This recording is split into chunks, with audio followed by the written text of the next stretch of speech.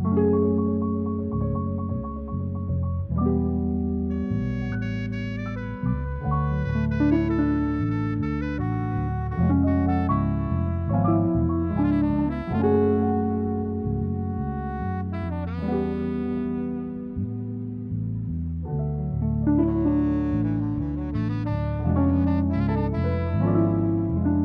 weather outside is cold.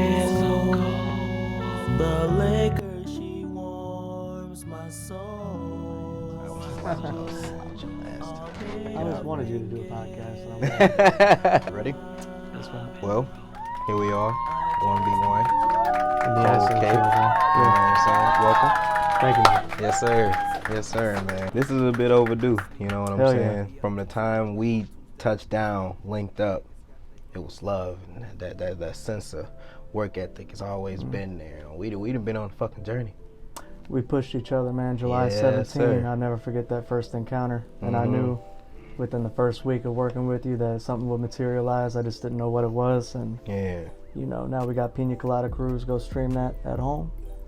You know, we didn't market that as well as we should have, but it's fire. It's a classic. Spotify, Apple Music. Download it Check today. that out. So, let's get right into it, man. Yeah. Cold Cape, Yes, sir.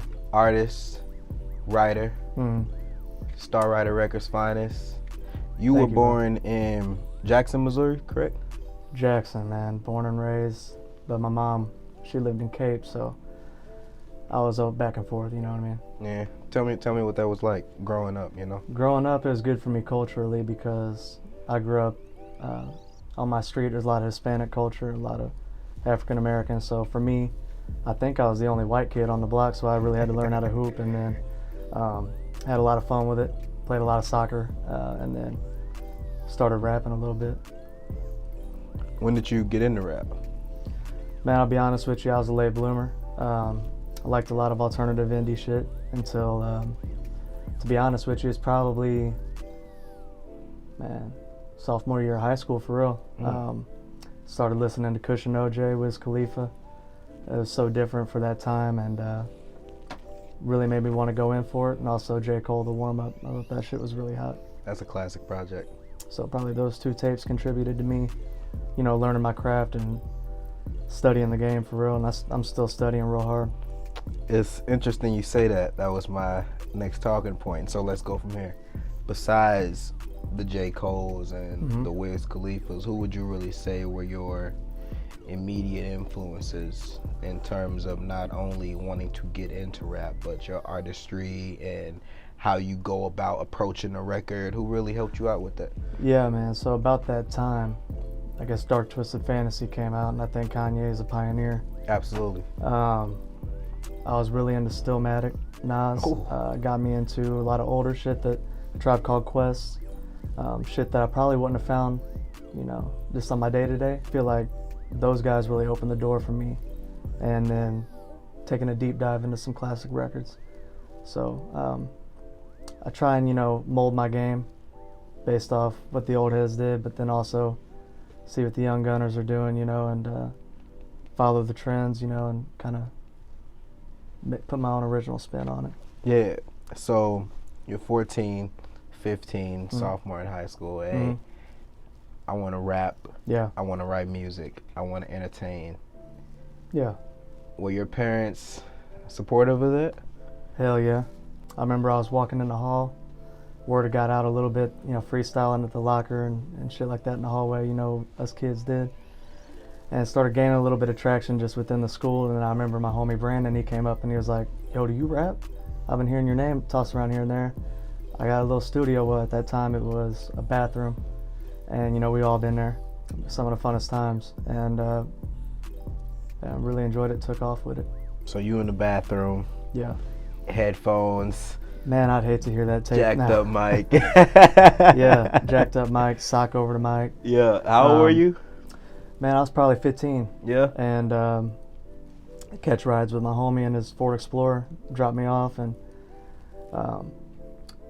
had a blast, man. I was dropping shit on Mediafire, I think, at the time. Yeah. That's how long ago this was. So really had no idea what the hell I was doing, but I knew that I had a blast. And When did you record your first real record? I did a tape called the 420 Experience.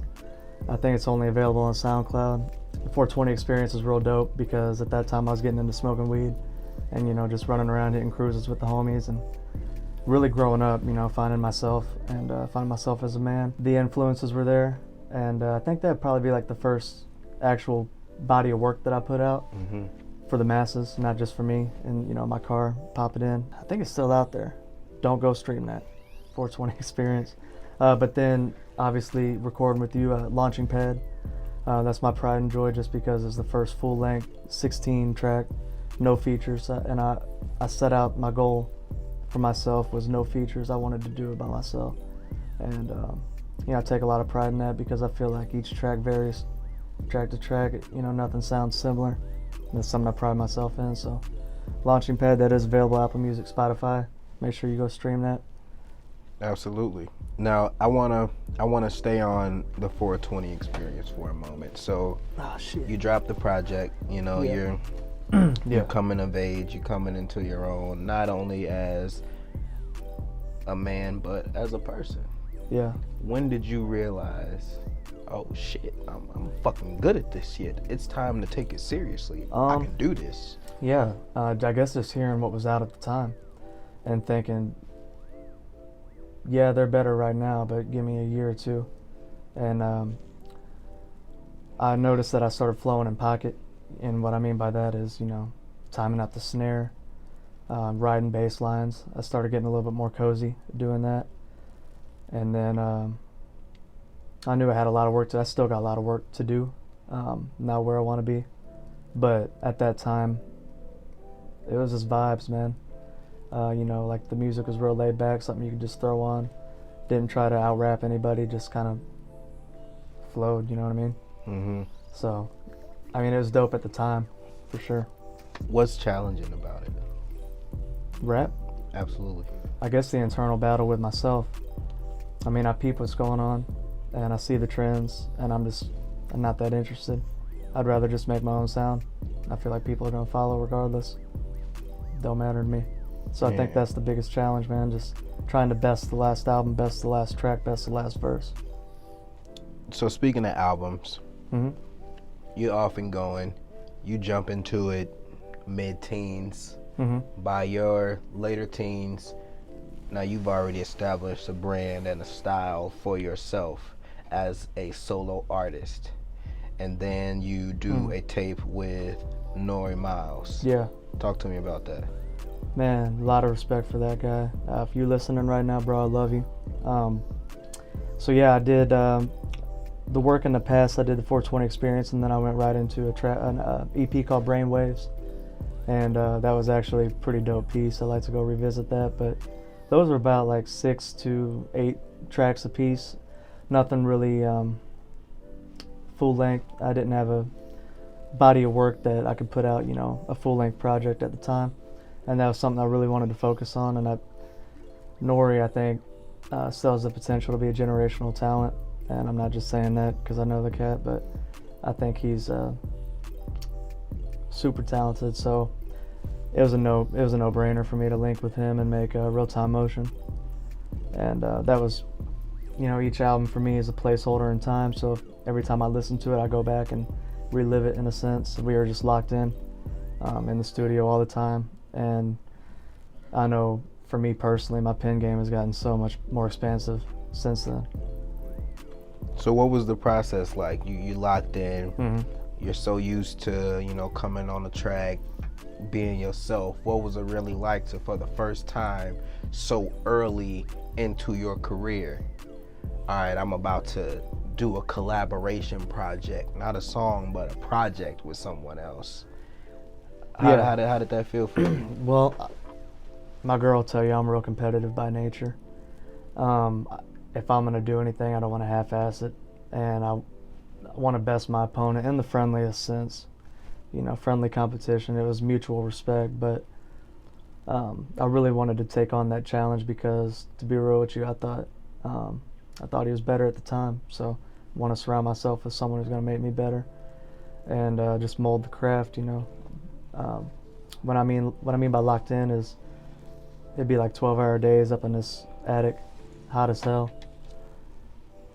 But it was fun as hell, man. I had a good time with that. You drop Real Time Motion. Mm. People are bumping it. Yeah. It's popping. It's on a wave. What happens for you next? Well, throughout the whole album, I was still finding my sound, finding out what tone was sexiest, you know, what was most appealing audibly. So looking back on it now, I'm like, you know, it's a good piece of work. But at the time, it was gaining a little bit of traction, and TikTok was such a new application, wasn't really widely known yet. We actually put that on there. Jumping off and branching off Real Time Motion. I feel like always wanted to elevate the game and make the next album sound different. I really don't want anything to sound the same. Not necessarily better or worse, but just not the same. And so you're experimenting. Mm-hmm. You're figuring out what you can do, what you Yeah. can't do, Yeah, what you like to try to do. yeah. You guys are rocking, you guys are rolling. And then there was a bit of a roadblock in the relationship. How did that really hold up your recording process? Yeah, and it was no disrespect to Nori. It wasn't really anything between us. It was more of a fallout with the guy he was rooming with. He had the studio over there in the attic. So naturally, I was bouncing around studio to studio. And I must have been to 3 or 4 different places. Just, you know how it is when you can't save it on the laptop, you record and you export it and you mix and master it the same night. So it'd be like 5 hours a track, just tinkering with it. And then I'd send it to my email because I couldn't take it with me.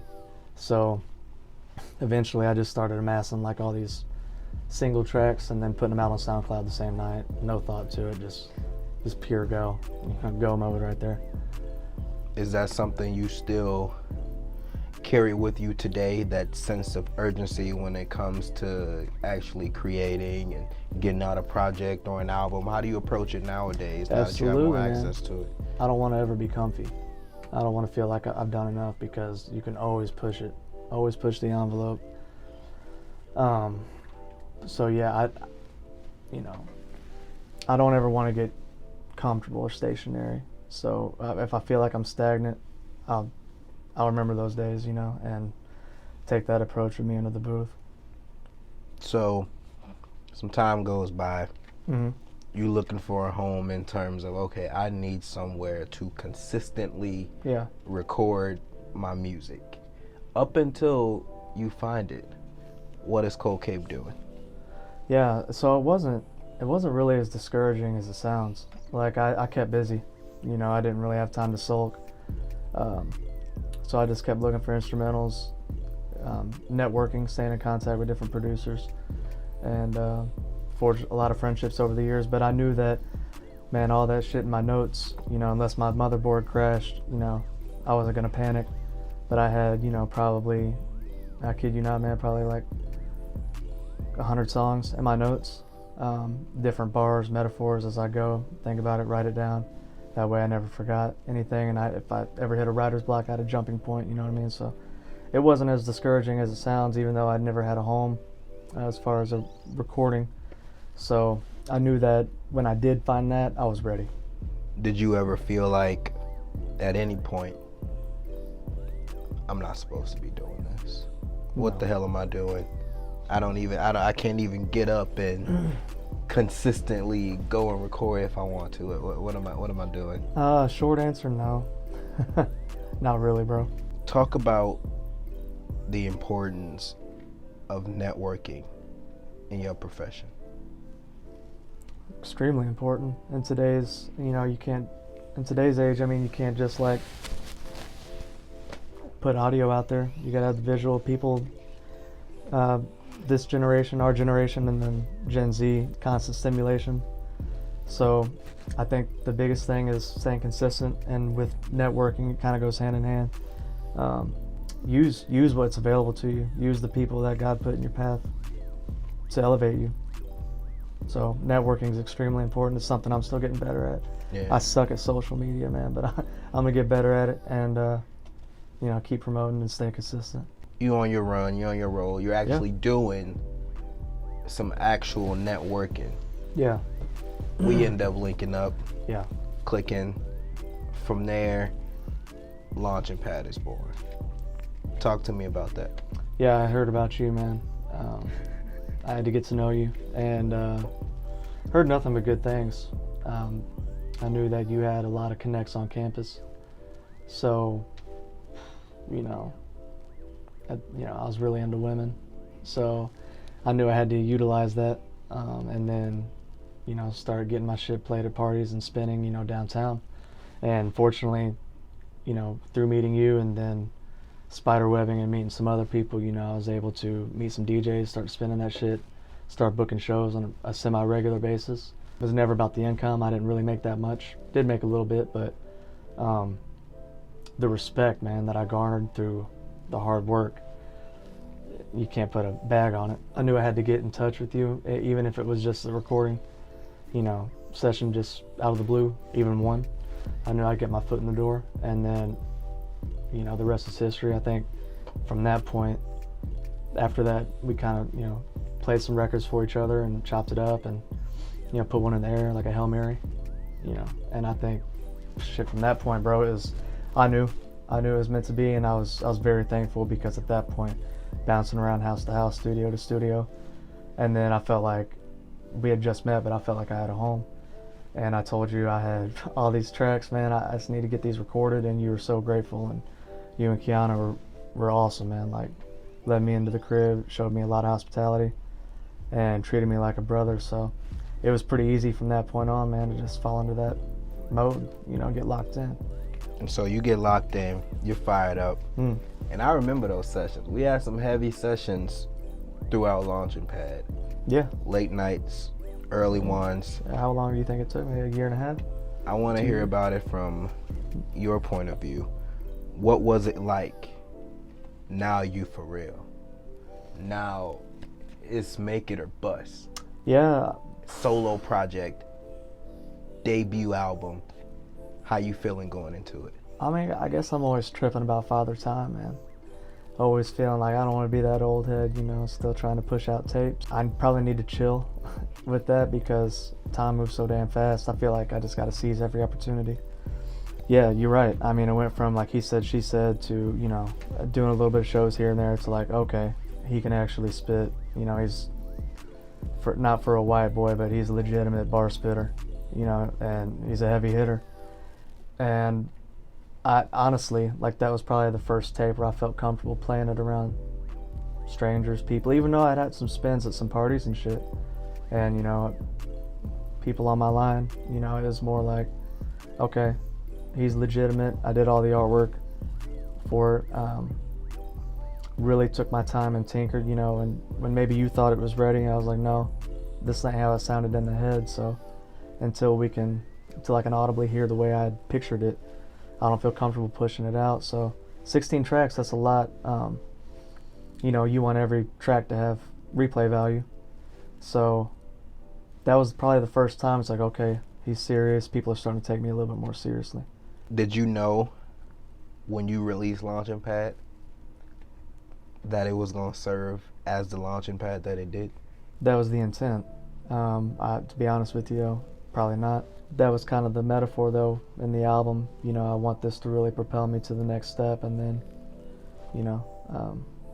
just keep going from there. But, it's probably where I made the most money so far as streams. So, I'm happy with it. It's an album that I think is going to be relevant, at least in my circle, for the next 20 years. Really, why not?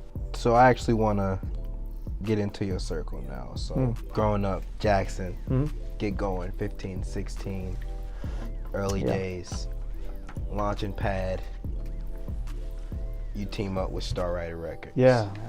How'd that come about?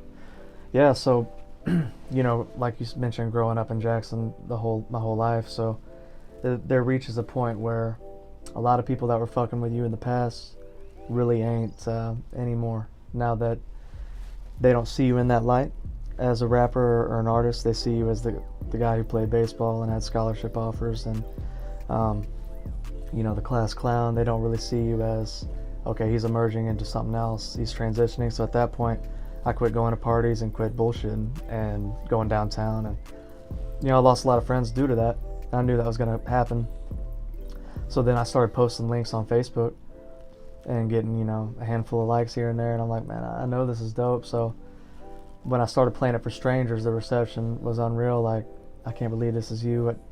I can't believe this ain't you. That's when I started realizing that things are starting to change. And then getting with Star Writer, it could only benefit me, you know, because it's a dope cast, man. Everyone's super. It's family. It's Star Writer. So it's, again, a no-brainer. And, bro, I'll be honest with you, I'm blessed, man. I thank God that he keeps, you know, putting these people in. I ain't really got to do nothing. There's no reason to worry. Just kind of let go and keep working. Things are going to fall into place. We see you all, you're dropping music, you're doing joint projects. And so from the outside looking in, you and your team are really doing the damn thing. Mm-hmm. What's it like on the inside to an artist who wants to, hey, Cold Cape, me and my homies, we want to be like you and Star Writer? What is it like inside the studio with that group of people? Easy is the first word that comes to mind. Like Lingo Montana, you know, up and coming, and Dave, which, you know, I work with, and, you know, you've had multiple tapes with. It's just easy, man. Like, you know, you may come up with a melody, or, you know, Dave, you come you got that style. And Lingo, man, he does his own thing, and then I'm just like, shit. It's really easy for me to put that puzzle piece in at that point. So in the studio, it's a lot of fun, man. You know, put a couple in the air, get some drinks going around. Just have a good time. There's nothing to stress. It's music. There's no rule. Just have fun with it. So you team up with Starwriter Records. You drop Launching Pad. Success of it is going absolutely bonkers. And then you and JDK team up for Pina Colada Cruise.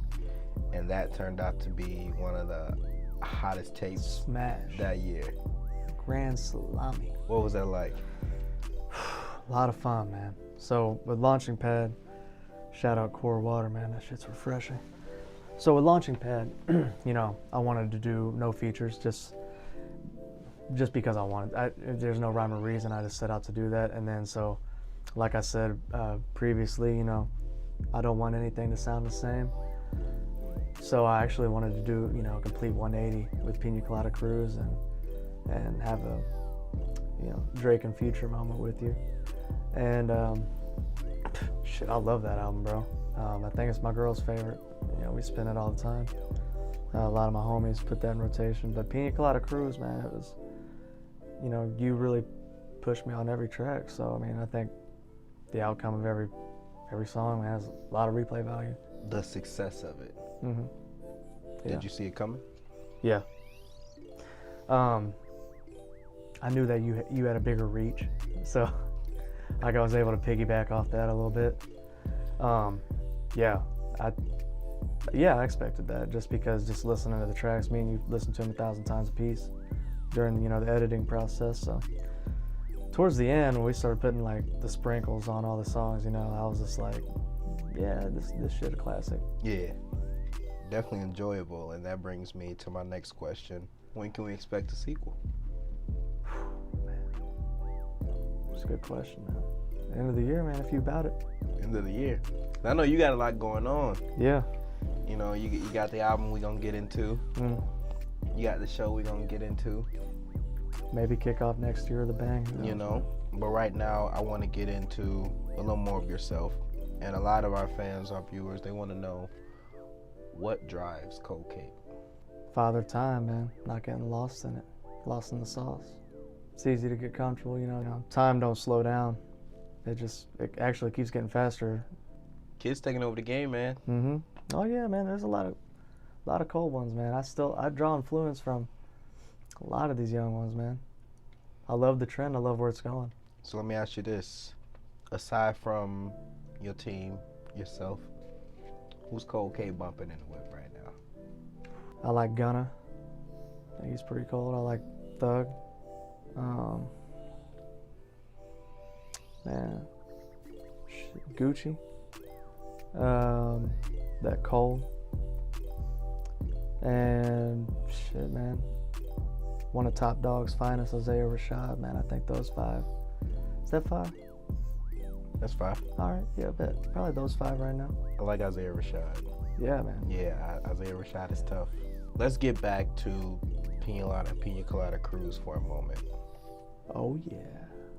If one would ask the person, what's JDK like? You'll probably get a bunch of different answers. You'll get aggressive. Yeah, that's it. You'll get abrasive. That's a you'll good get thing. Genius. You'll get, Yeah, hell yeah. What's it like recording with him? He don't let you rest, man. JDK, that guy, he is that guy, bro. Like, it's fun, though. It's a lot of fun, man. It's real fun in the sense that I could spend, like, a full day looking for beats. And JDK don't need no full day. JDK, he play one beat and he's ready to go. I'm like, what the hell? And it works. JDK got a lot in the vault. You know, I come over, play me a record. I'm like, shit, that's the hottest thing I've heard, this year. Let me hop on. I'll pay you to hop on. I told you that several times. You haven't said that. You didn't say that a lot, though, bro. I will pay you to let me get on this record, man. How important is it? He's a tone setter, man. To constantly surround yourself around not only tone setters, but people who are going to motivate you. Essential. Have to. Growing up, I was always told you are who you associate with. And that really resonated, especially post-high school. And because post-high school is when time accelerates. So keeping the concept of time in the back of my mind, I'm like, I really got to get with people who are going to push me, because it's easier to not put yourself through those drills and treat it as a sport than it is to put those hours in. Even when you got writer's block, I can't think of that first bar. It ain't coming to me. I'm sitting around waiting on it. It's sometimes good to just get a fresh set of ears, and then listen to what your peers are doing. And with Star Writer, everyone's always busy. And everyone's got their own sound, like no one sounds the same. So I'm able to draw inspiration from 4 or 5, 6 different people. That's better for me. It benefits me as well. If you weren't rapping, what would you be doing? Getting a bag. Getting a motherfucking bag. Plain and simple. What are you working on right now? Man, I'm happy you asked me. This tape that I'm working on is so groovy, bro. I feel like with Launching Pad, especially Launching Pad, I felt like I was trying to come with the wordplay, come with the syllables. Like, it was real complex at times, which is cool. And then Pina Colada Cruz, similar. I felt like a lot of my bars were, real complex and choppy. Like water toppling over rocks, man. It's real jagged, which is cool though. I like that too. But with Rooftop Access, like I said, I want to make something different. And this one, man, I just had fun. I did not think about it. And I think that's gonna benefit me too. Maybe the biggest hit that I got. I'm really excited to share that. And I need to start dropping some singles, or just hold it. I don't know, I may just hold it. But Rooftop Access, I was able to work with a lot of people I never previously worked with, which is huge, which is a short list because Launching Pad had no features, and then Pina Colada Cruz had very few. I wanted to